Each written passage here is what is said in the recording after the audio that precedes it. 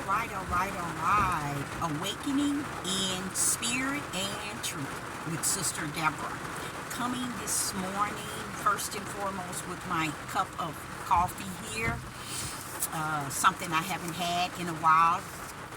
And I'm coming before you on the new channel, which is called Awakening in Spirit and in Truth.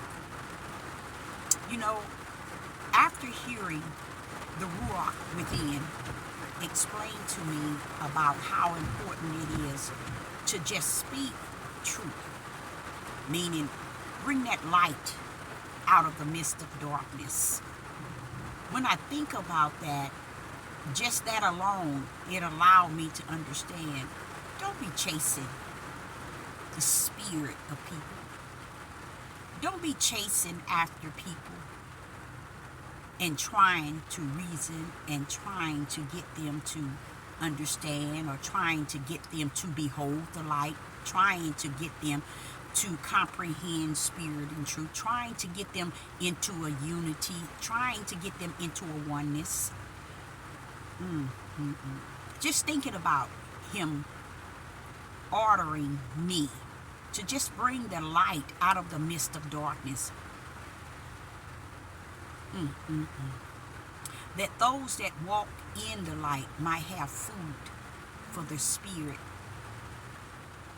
Because if they are waiting for darkness to feed their spirit, which many are, they are lost with the cause and without, knowing that darkness cannot feed your inner man. But yet, people put their trust in that area, and that's okay too. Because the more I just sit here and I think, and I've been thinking in the last couple of days about how important it is to stick to what the Father has given you to do in this midnight hour, in this day in which we are in, that said like it's like no other day that ever exists on the face of the earth. So even the mission in which he birthed in my spirit to bring the light out of the midst of darkness, that's a beautiful mission within itself, because it's not asking you to do very much at all. It's not making you liable for individuals.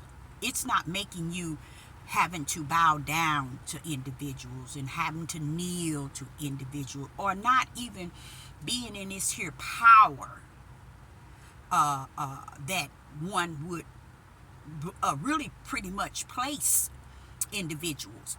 And they have a tendency of doing that, especially amongst the buildings, the church that's built by man hand. They tend to have to kind of buckle up and bow down and walk a certain way and talk a certain way and teach a certain way to please a people. And just sitting here thinking about how the Most High is not holding me liable for what one knows or don't know. It's just that he's holding me liable for bringing light out of the midst of darkness.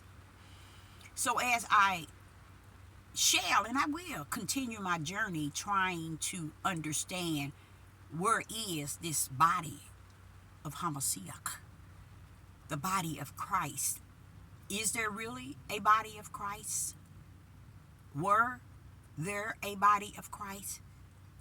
Or is it just something the world has created and called it the body of Christ?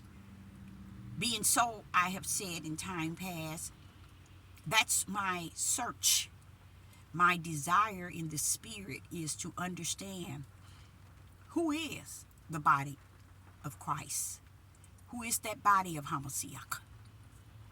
You look to your left, you wonder and you question. You look to your right, you wonder and you question.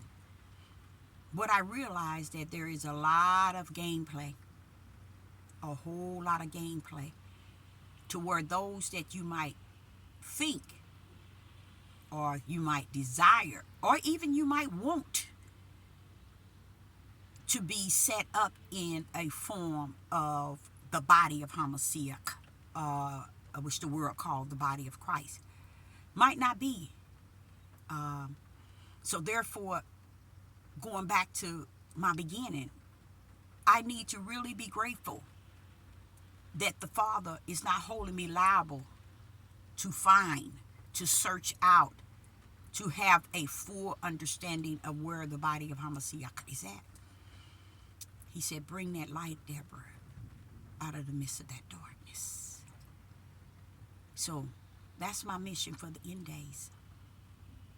For in this day like no other is for me, a servant of the Most High Yah, to bring light out of the midst of darkness in hope that there's those that's out there that are the seed planters and those that does the watering of that seed, that they may eat from the spiritual food in which Sister Deborah revealed, that has the food that has been hidden in the midst of darkness, and that the food in which I am to draw out of darkness, because darkness think it really has the victory of the food for the spirit, the word of Yah, which it cannot hide, nor can it imitate the word of Yah. I think about how and where we're at in this day and how many people don't understand that the Creator is the Word. And being so more so people are in tune with words. They don't care where they get it from and where it come from. They just want it to soothe them from within instead of wanting the Word to live in them and teach them and reveal things to them and show them things and direct them in the body. So what I do understand is my mission is not to chase down the body of Hamashiach or to bring it into a unity or into a oneness, because everyone is not who they pretend to be or say that they are. And what I learned is people would rather feel more comfortable being around the world and darkness that speak not of the Most High Yah, that does not give him the glory, the honor, and the praise, that does not magnify him, that does not glorify him, that does not edify him. They find peace among the darkness. So they say, so they feel, so they think. And me, myself, I think I look forward to living to see the right hand of the Father take away from everyone that has. Why? I don't know if you all heard about the parable of the talents. You notice that there was 3 individuals. One has, I think, 10, one had 5, and one had 1. You notice how the one hid its talent in the earth. That's what I'm beholding in this day. So if he asks me, I would say that out of this parable, Father, of the talents, that you ushered 2 individuals. The one that had the 1 talent hid it in the earth.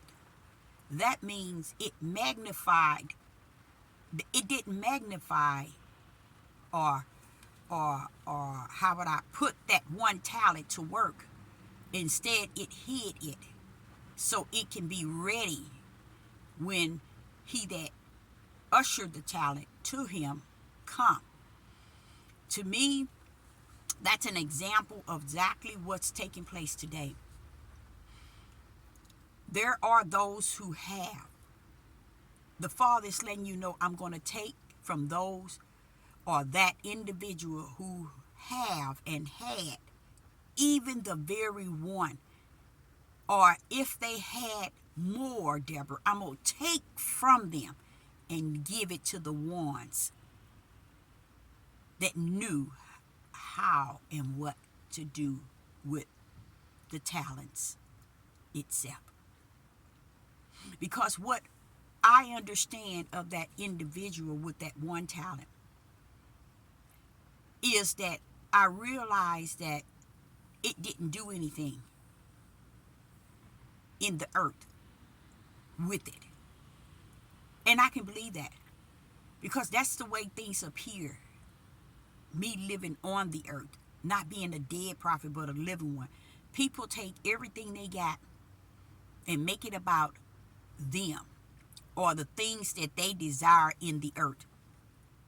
They don't put it forth to bring more toward Yah, like the other talents. When they came, they showed him that they did something with what he invested in them.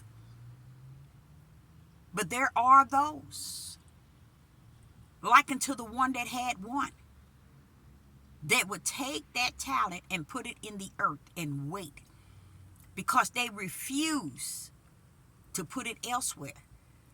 They would rather see it in the earth and wait on Yah instead of putting it toward the mission or the purpose of Yah's servant and those who are laboring and working in the vineyard.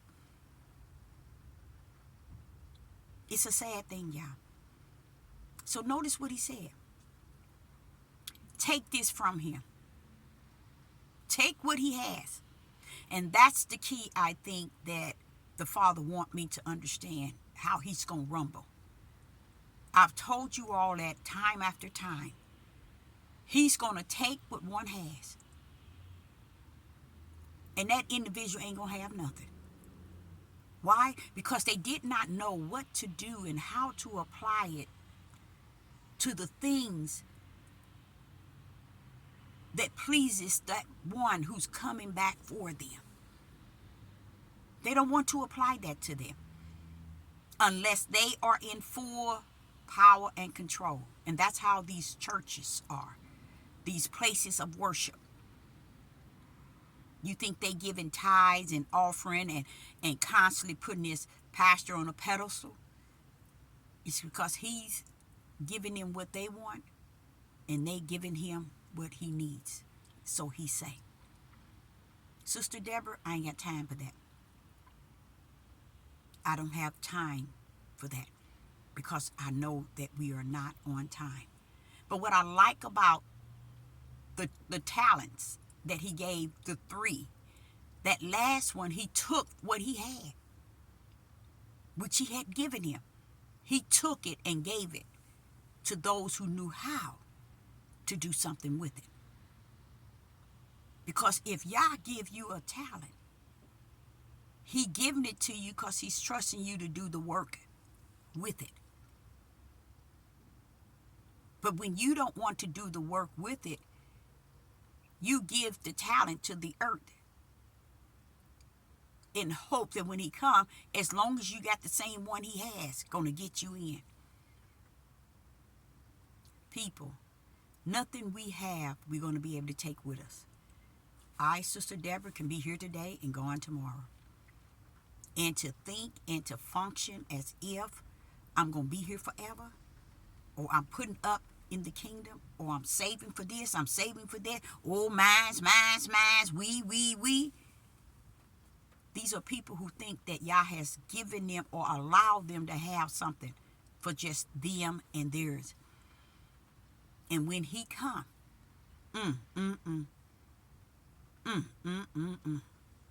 all I can say, hope that he don't take what he has blessed you with and give it to another. So I, Sister Deborah, say unto you, I'm grateful that my mission and my purpose rest in the spirit. I'm grateful that it's not about materialistic things and having wealth and having materialistic things, having everything that I need to where I don't need the Father. And I can count him out any day, any hour, any minute, and any second, any week, any month, and any year, because I feel that I have all that I need to take me from A to Z. But the blessing thing that he has given me is to be able to do the simple thing. Bring light, Deborah, out of darkness. And I, with awaken in spirit and truth, say to you, shalom and shalom.